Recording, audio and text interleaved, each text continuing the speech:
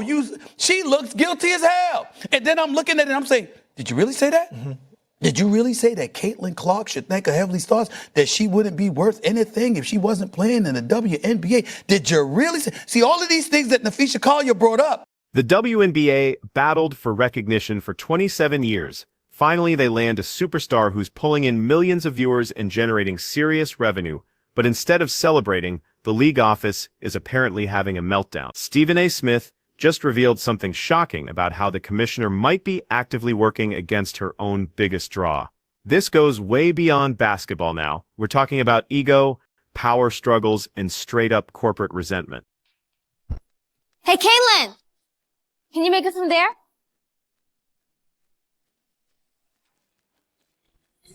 Hey, Caitlin, how about from here? Come on, guys. Yeah, she can't make it from there. No chance. Caitlin, conmigo, what? You got it. I'm not even gonna ask. Hey, Caitlin from here might be impressive. Am I right? Whatever, Che. So right here. From there!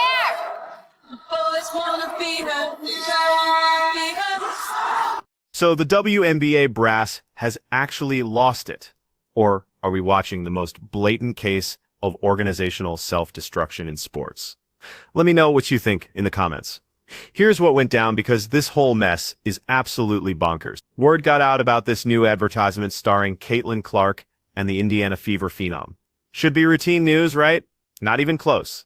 This commercial allegedly triggered WNBA Commissioner Cathy Engelbert and her entire front office into total chaos mode. We're talking emergency meetings, heated conversations, and what Stephen A. Smith calls absolute fury from leadership. Well, let me clarify first, because it's proxy season, right? No CEO do you just put the base pay in there. You put their bonus, you put their stock options, you put everything. Caitlin has the ability to make up to $500,000 just in WNBA wages this year. So, of course, they're just looking at a base which is collectively bargained. And actually, it's low because she's the number one pick. She'll make a little more than that. But she also has millions and millions of dollars of endorsements. She's actually, because she declared to become pro, her endorsements are higher in dollar value. She has a global platform now, not just a U.S. platform. So she's going to do just fine, as will the top players in the league, as every league does. Also, there's comparisons to the men. Those men's leagues are 75 to 120 years old. We're tipping off our 28th season.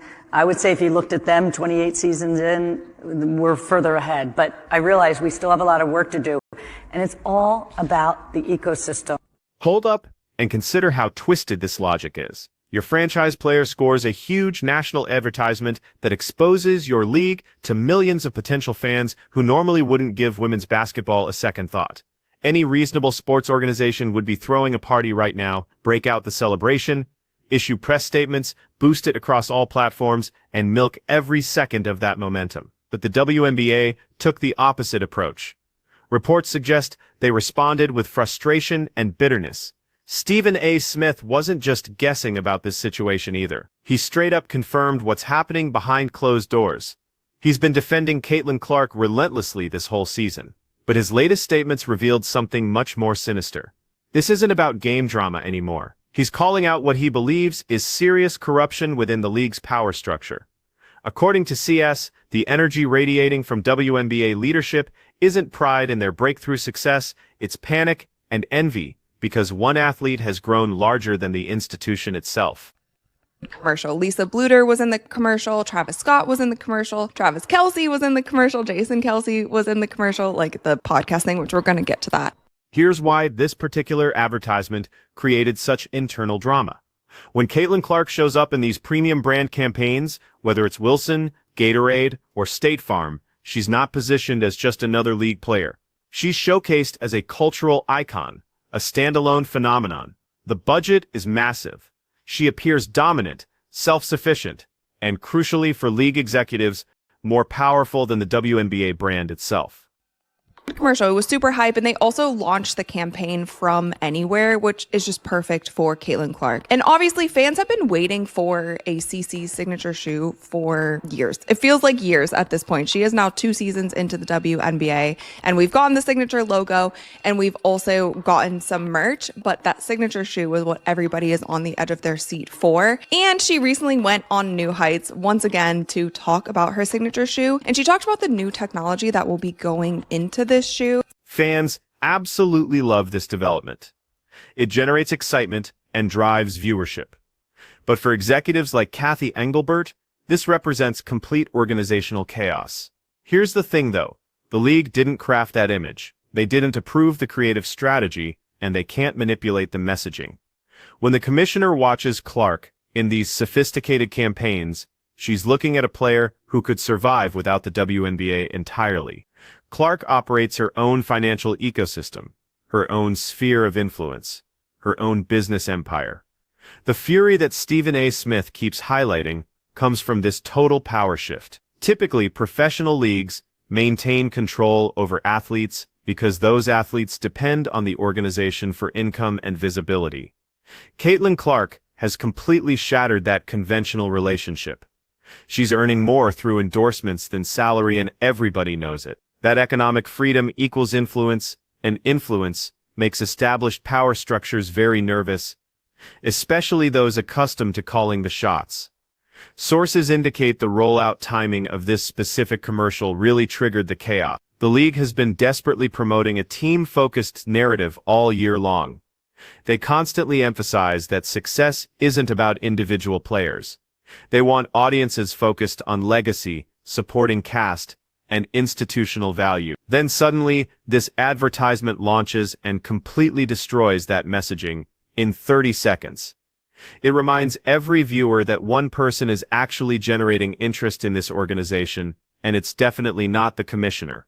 It's the shooter from Iowa who can nail threes from anywhere. The gap between the WNBA's amateur marketing approach and Clark's elite brand partnerships is honestly painful for leadership. That embarrassment is morphing into resentment because it highlights their strategic failures. For 27 years, the WNBA fought for mainstream recognition. Then one athlete arrives and achieves in months what they couldn't accomplish in 3 decades. That reality stings deeply.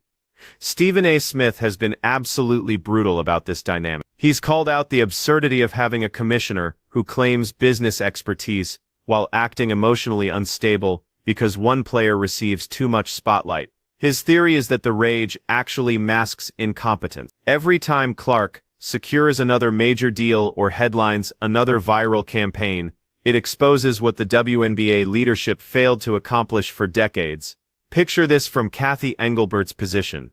You're the top executive, you're supposedly the strategic mastermind, growing the organization. Then Gatorade, Wilson, and State Farm demonstrate better sports marketing than your entire tenure. That's deeply humiliating. It proves you weren't particularly effective at your primary responsibility. So rather than adapting and learning, rather than upgrading marketing teams to match that standard, the reaction is apparently anger and jealousy. SAS has also drawn connections between executive attitudes and player behavior. If the commissioner is dismissive of Clark's commercial achievements, why should opposing teams feel obligated to respect her? The negativity flows downward. When leadership refuses to protect their superstar, when they treat her success with hostility rather than celebration, it signals to everyone else that targeting her is acceptable. This could explain the excessive hard fouls and dirty plays we've witnessed throughout the season. Understanding this rage requires WNBA historical context. For years, this league operated under a specific philosophy with particular leadership. They viewed the WNBA as a mission, a movement, a shared fight for acknowledgement and dignity. Enter Caitlin Clark, who embodies pure individual excellence and market capitalism. She doesn't match their established template. She disrupts carefully maintained hierarchies. The commercial showcases this disruption perfectly. It presents Clark as a singular talent, separated from everyone else. WNBA leadership invested decades convincing audiences that the product was the collective organization. They marketed the institution, the unity, but Clark's corporate partners promote her as an individual superstar. This core disagreement about marketing strategy creates massive internal conflict. The established order feels disrespected. They believe all their foundational efforts are being dismissed because some Iowa graduate can shoot from impossible ranges and happen to capture lightning in a bottle. Stephen A. Smith noted this same energy influenced leaving Clark off the Olympic team. That decision came from old guard mentality designed to preserve hierarchy and send messages. You must earn your position, respect seniority. But advertising dollars don't care about earning positions. They pay for current relevance, immediate impact, This tension between the slow-moving, rank-based league structure and the rapid-fire performance-based advertising world is creating organizational chaos. The commissioner finds herself caught in the middle, and instead of evolving with new circumstances, she's apparently fighting against them. Money matters here because professional sports should function as business enterprises. Stephen A. Smith has repeatedly accused the WNBA of corporate negligence, and the rage about Clark's commercial perfectly demonstrates his point. In established leagues like NBA or NFL,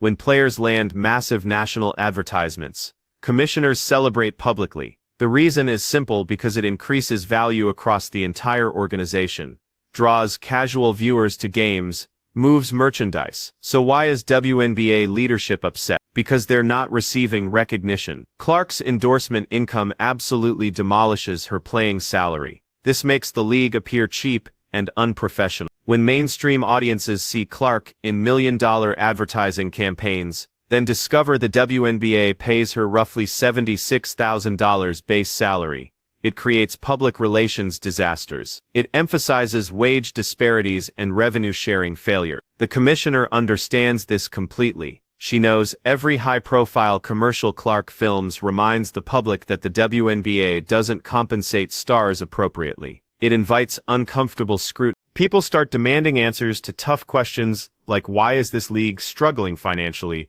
if their star generates enormous attention and revenue? Instead of improving the business model or embracing the exposure, leadership apparently becomes defensive. They'd rather Clark maintain lower visibility so they wouldn't face these difficult financial conversations. That represents scarcity, thinking, fighting over table scraps while Clark builds entirely new revenue streams. Let's examine Cathy Engelbert specifically. She arrived as a corporate executive from Deloitte, supposedly equipped with numerical expertise and growth strategies. But she's been completely overwhelmed by the Caitlin Clark phenomenon. Her response to this commercial revolution has been awkward and paralyzed. Remember, this same commissioner fumbled a basic question about racial hostility directed at Clark during a live television interview. She attempted corporate speak, and it exploded in her face. Smith suggests Engelbert is furious because she realizes her position is threatened. WNBA team owners are business-minded. They analyze the numbers. The charter flights Clark forced the league to provide, the sellout crowds, the merchandise flying off retail shelves. If the commissioner appears to obstruct growth, if she's perceived as petty about advertisements rather than leveraging them, her tenure won't last. The rage likely stems from fear that she's being exposed as the wrong leader for this new chapter. Clark represents growth velocity that Engelbert seemingly cannot manage. The commercial symbolizes that acceleration. It's polished, quick, globally attractive. Meanwhile, official WNBA marketing often appears dated and years behind current trends. It's a competition of style and competence, and the commissioner is losing dramatically. Instead of rising to Clark's standard, reports suggest she's simply resentful about being overshadowed by her own athlete. Jealousy is the only accurate description here. Stephen A. Smith uses that term. Charles Barkley uses it too. Usually we discuss players being envious of teammates. What SAS is revealing now is that jealousy reaches the executive level. Why would a commissioner envy her own player?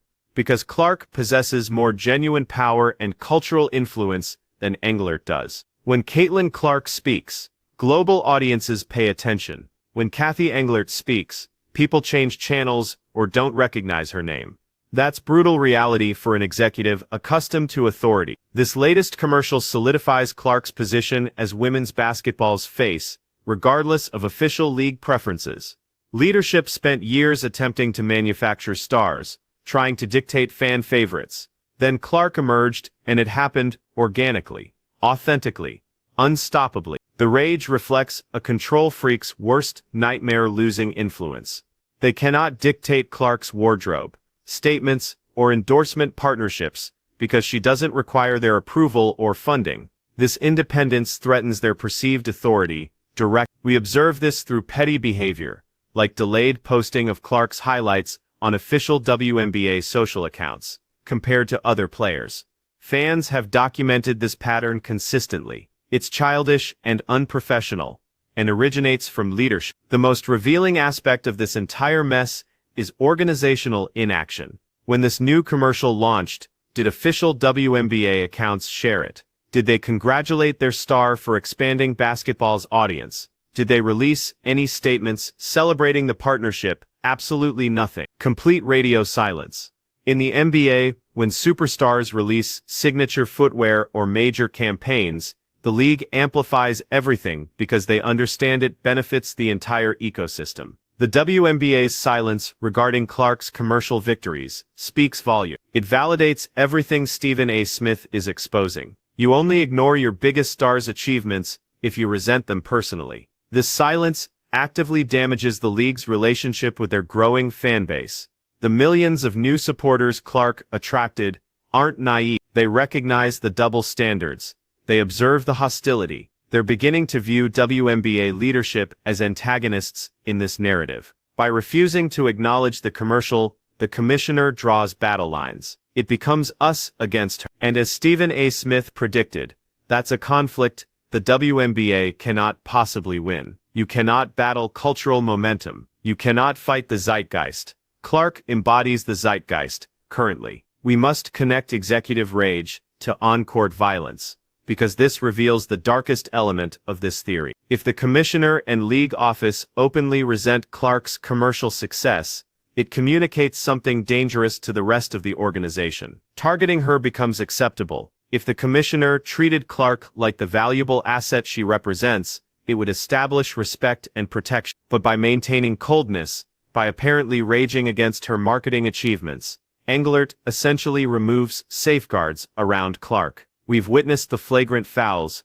we've seen blindside hits, and intentional contact. After each incident, league discipline has been delayed and insufficient. Sasse argues this connects directly. Leadership doesn't want to shield a player who makes them feel inadequate. They're allowing street rules to apply to Clark because privately, maybe they want to watch her struggle.